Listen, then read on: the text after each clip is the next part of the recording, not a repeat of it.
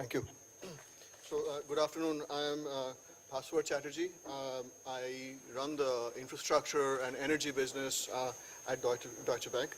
So, I'd like to spend a couple of minutes just introducing my business, and our involvement in the renewable energy world.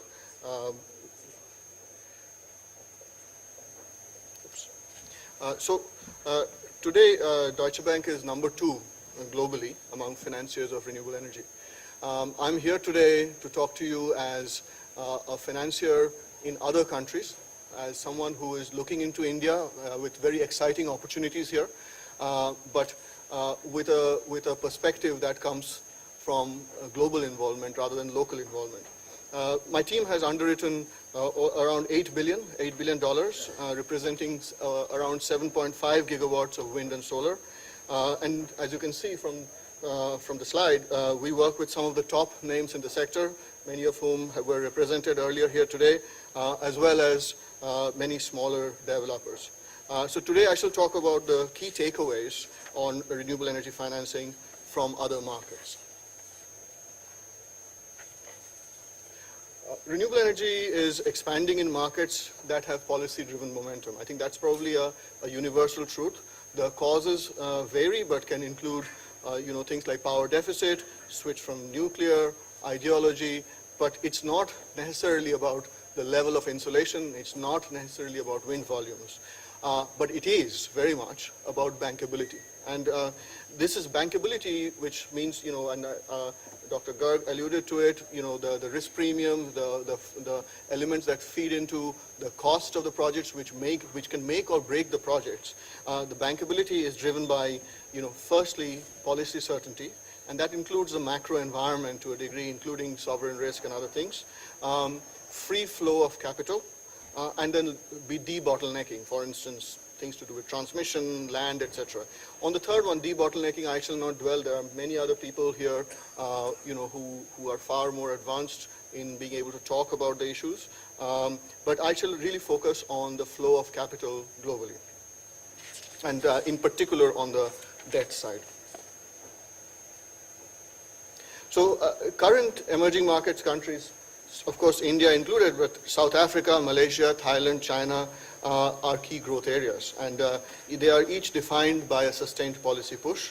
Success will now therefore depend on the two other major factors, debottlenecking and free capital flows.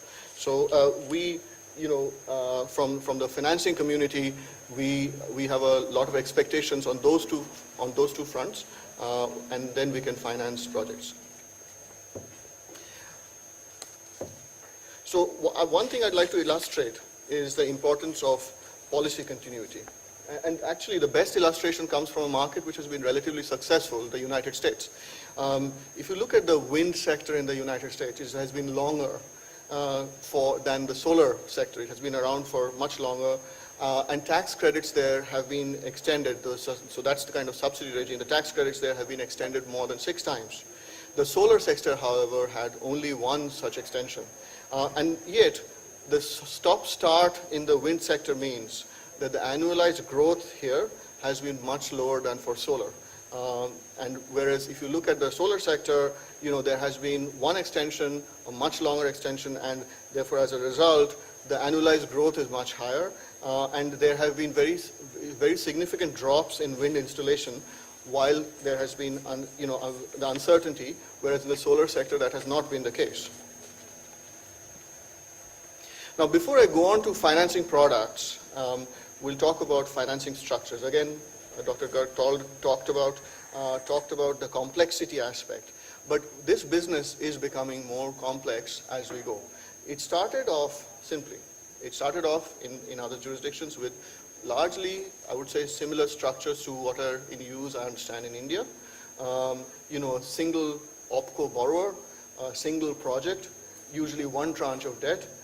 But now this is morphed. So if you look at other countries, many other countries, they now accommodate multiple projects, multiple debt tranches, complex corporate organizations like DevCos, OPCOs, and separate FinCos. And so holdco structures are often utilized to secure financing across these portfolios. And that's really the way these structures are are working, and I expect fully that these sorts of structures will be employed in India soon, or are starting to be employed. The way I think about the debt financing products through the asset life cycle is by dividing it up into three distinct stages. At the construction stage, we have short tenor construction bridge financings. These have become very prevalent in many markets, and revolving credit facilities. Then you have the stabilization stage.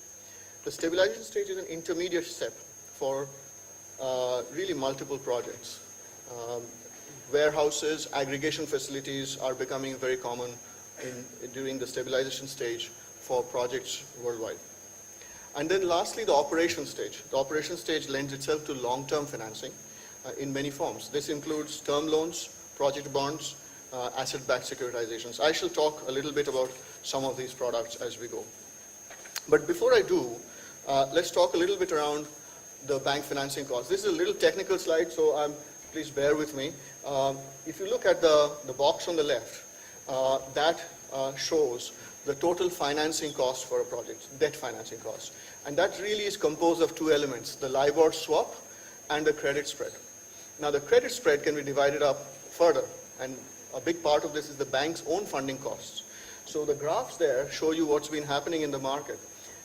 In the project financing market, which is a very large component of renewable financing, as you can see, post-financial crisis, the orange line shows how those costs have been falling. They've been falling gradually.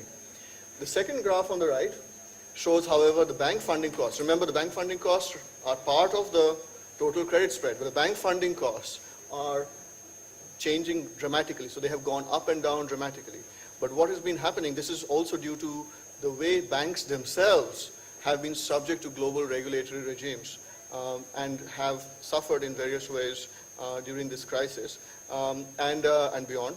And as a result, banks in the past, if you looked at this graph in the past, it would have been a much more stable graph. So what's happened is banks have themselves got a lot more conscious about their own funding costs. So while the project finance margins have stayed stable, the bank funding costs have gone up and down, meaning the profits that banks have made from these projects have gone up and down. And in future, if that instability continues, you can expect more volatility in project credit margins. The graph on the bottom left shows you the LIBOR rates, the swap rates that are used to finance. That's the biggest part of your funding cost, not actually the credit spread. And particularly this is true of long tenor financings. And that has gone down dramatically over the last few years. And taken in combination with the lowering credit spread, this is probably the best time to finance renewable energy. This is really where renewable energy is probably from a financing perspective, independent of the project-related risks, is at its lowest point. So it's the time to get the biggest volume of financing in place. So moving on, I'd like to talk a little bit around some of the products that are in use in other markets. You have, I talked about bridge facilities and revolvers. Construction bridges are being widely used where long-term institutional markets with providing takeout options are available. For instance, in the US, in the US, around 50% of projects use such construction bridge facilities. The benefit of this is that you can slice the risk in a way such that those who are able to take construction risk can provide the most efficient financing for this period. And the longer term financing is done differently, and I'll come to that. A variation on the construction bridge facility is a non-recourse revolver. This is something which has been done more and more. We really started this about 3-4 years ago. The benefit of this is a much smaller debt amount can finance a much bigger capex amount. So we provided, as an example, we provided a 300 million revolver, and that 300 million revolver was used to finance over $1 billion of capex. And more than 50% of the projects which were funded by this revolver were less than 1 megawatt in size, which means that you don't have to go and finance each project individually. They're all financed through this one revolver, and it can give a massive scale to the financing. Moving more into the operating period, you have long-term debt, and that makes a lot of sense in obviously once you have retired the construction risks. And the long-term debt can come in various forms. But if you look at the graph on the left, even today project bonds, which people talk about a lot, and which is kind of the holy grail of long-term financing, given the huge theoretical capacity in the institutional market, they form a very small part of financing globally. So other countries are struggling with this as well. They are trying to promote institutional investment in this sector, but it is not yet in place. The wider green bond market, however, which has been much talked about, and includes project bonds, by the way. It's not, project bonds are also green bonds. This has, however, been growing. It's more, I would say at this point, a label, but over 400 green bonds have been issued in the same period. So the difference in, if you will, a nuanced difference in project bonds is you can get, you have typically much longer maturities. Average maturities of the project bonds issued has been around 14 years, where for green bonds, which include a lot of corporate bonds, is around 7 years. And lastly, before I move away from the bonds topic, I should really talk about ABS, the asset-backed securitization market. This market is growing in the US. Now, if you look at the figures, they're small. There's only been 5 of these issues. But this is where the future is. What is going to happen, this is relevant for the residential solar space. So companies like Solar City, for example, who people here may know a lot about, very active in the residential solar space, they have been issuing asset-backed securitizations, ABS issues, which are very relevant for large-scale portfolios, and this market will definitely grow.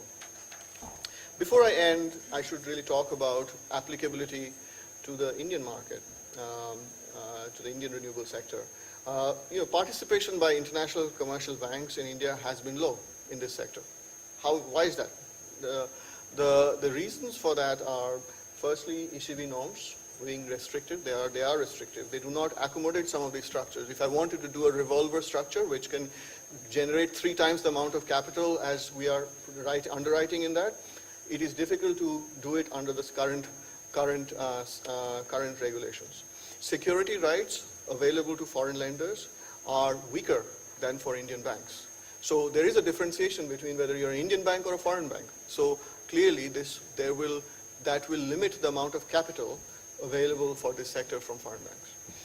Thirdly, the institutional market is still not yet significant, and long-term takeout options are limited. So, foreign capital, which is actually looking to get deployed in this, typically will want a takeout option, and those takeout options are limited. And then finally, currency hedging. This has been talked about quite at length in different forums, and currency hedging really doesn't go beyond 5 years in this market. So dollar rupee hedging is difficult, and therefore that can create a barrier in terms of protecting against currency risk. So foreign banks, however, we can offer quick execution. We can offer a lot of product innovation. We can bring a lot of structures which have already been utilized in many other countries, and we can bring strong balance sheets if we can solve for these constraints. Thank you.